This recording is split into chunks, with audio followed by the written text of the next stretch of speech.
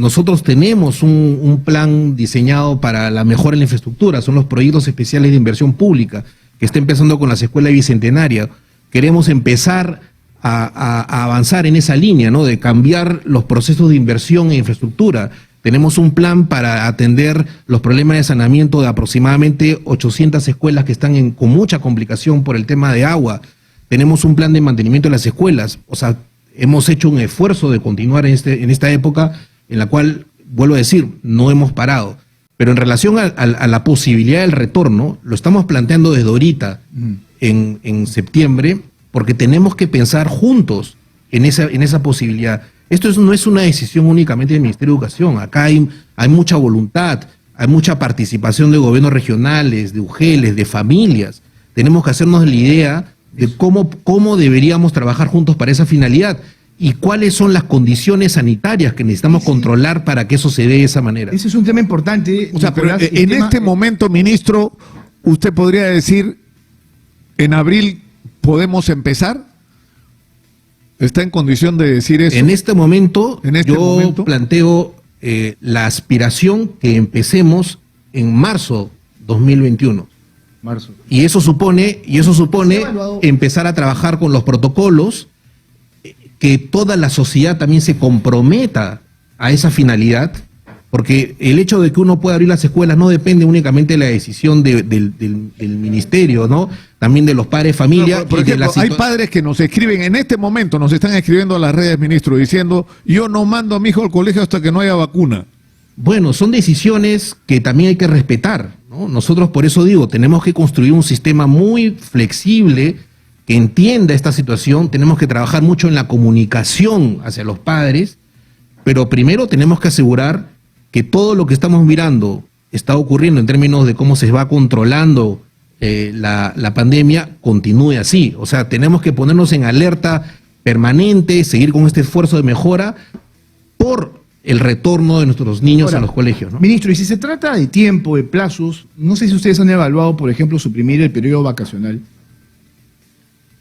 En enero, febrero. Sí. Nosotros tenemos la evaluación que todo este año ha sido un año donde todo el sistema educativo ha estado operando. Docentes están trabajando intensamente, estudiantes están trabajando con intensidades diferentes. Hemos decidido, ya que se respeta el cierre de los colegios, el cierre del año escolar el 22 de diciembre. Sin embargo, hemos diseñado un conjunto de estrategias para el verano.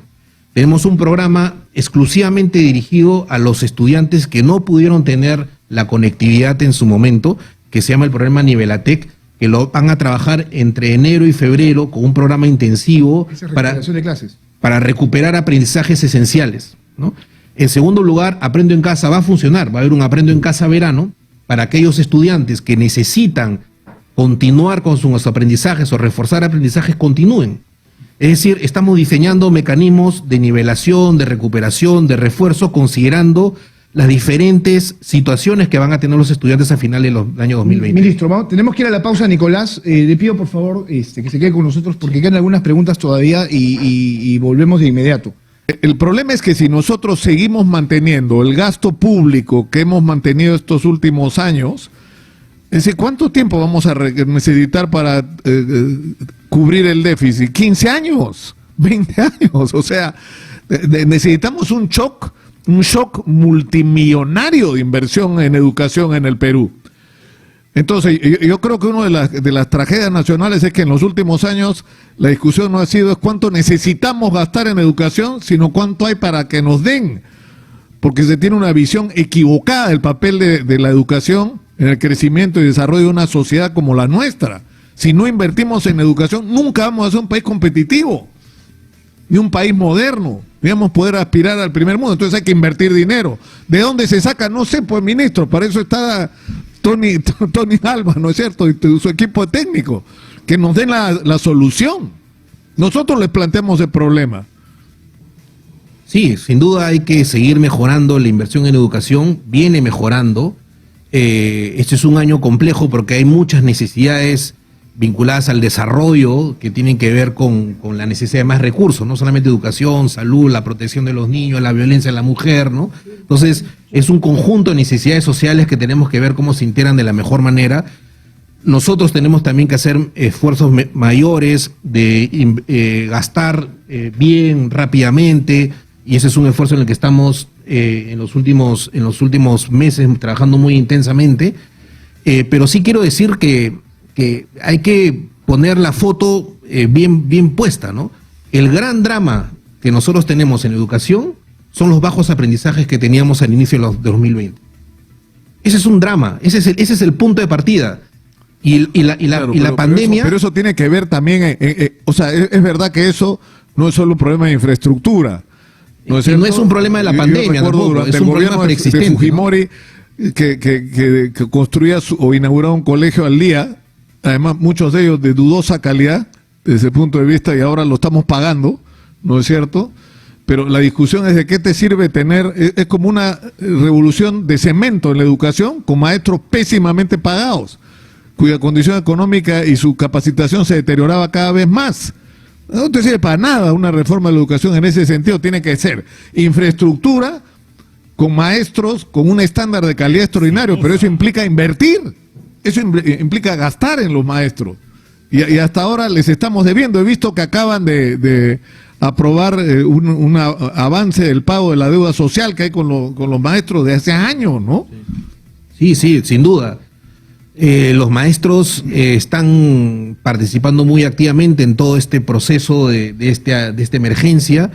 Los maestros están conscientes de la necesidad de la importancia de la carrera meritocrática, que es una iniciativa importante que hay que sostener, el hecho de que necesitamos cada vez mejores maestros que sigan llegando al servicio público de la docencia, buenos docentes, y evidentemente también hay que ir mejorando progresivamente sus condiciones remunerativas. Usted ha señalado lo de la deuda social, y hay muchas otras cosas que hay que seguir avanzando. Nosotros hemos diseñado un programa de capacitación muy intensivo para docentes este año. Tenemos muchas capacitaciones con ellos en alfabetización digital, en determinadas competencias vinculadas a lo socioemocional, y vamos a seguir en esa línea. Todo este tema es un manejo integral, o sea, la educación... si no toda esta discusión, porque si nuestros maestros, o sea, porque yo creo que hay que reconocer la crudeza de nuestra realidad. Es decir, los maestros eran la columna vertebral de la clase media en el Perú, y muchos de nuestros maestros hoy son prácticamente pobres.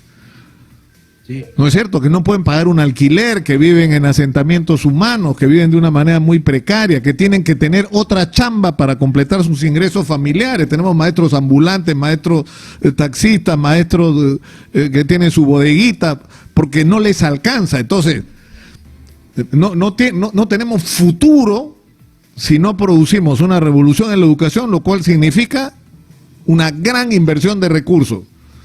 ¿De dónde se sacan? Eso no debería ser su problema, ministro.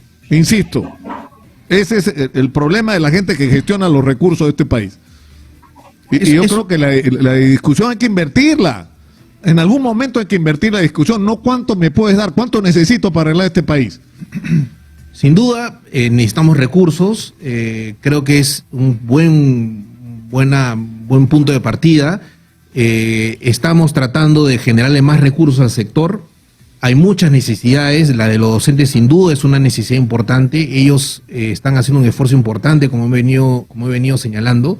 Es una movilización, digamos, nacional, ¿no? O sea, el tema de la educación efectivamente no se resuelve con más infraestructura, o no se resuelve únicamente con ese tipo de iniciativas, ¿no? Acá hay un drama vinculado a los bajos aprendizajes, a las diferencias en términos de educación rural y educación urbana. Todo eso es parte de una agenda que nosotros estamos empezando a trabajar. El cierre de la brecha digital es un paso importante. Es un paso que nos va a llegar a avanzar rápidamente en esa mejora de la situación de los aprendizajes, porque el énfasis es directamente en la población rural.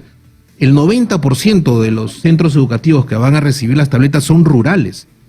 El 90% de ellos son rurales. Y ¿no? Lo digital ya es transversal absolutamente a todo el sistema educativo, ¿no? O sea, no se puede obviar para nada lo que decía Nicolás, básicamente que la crisis... Además, con esto de la pandemia ya volteamos la esquina, maestros, o sea, ya no hay camino de regreso. Nicolás. No, lo que yo decía es que esto de la pandemia nos ha obligado a acelerar Todo. ¿no es cierto?, los procesos y a integrar lo digital, lo no presencial a la educación, ¿no es cierto?, y a la vida en general, ¿no? Sí. Esta transmisión que estamos haciendo ahora, Sí, que podía parecer impensable. Y nosotros como Ministerio de Educación también hemos tenido nuestros propios aprendizajes. Nosotros estamos claros en que todo este tema de la innovación digital, que tenía un lugar bastante secundario a inicio del año 2020, no puede tener ese lugar, y estamos produciendo y promoviendo una modificación interna, organizacional, para que quede claro que lo digital es relevante de aquí en adelante. Yo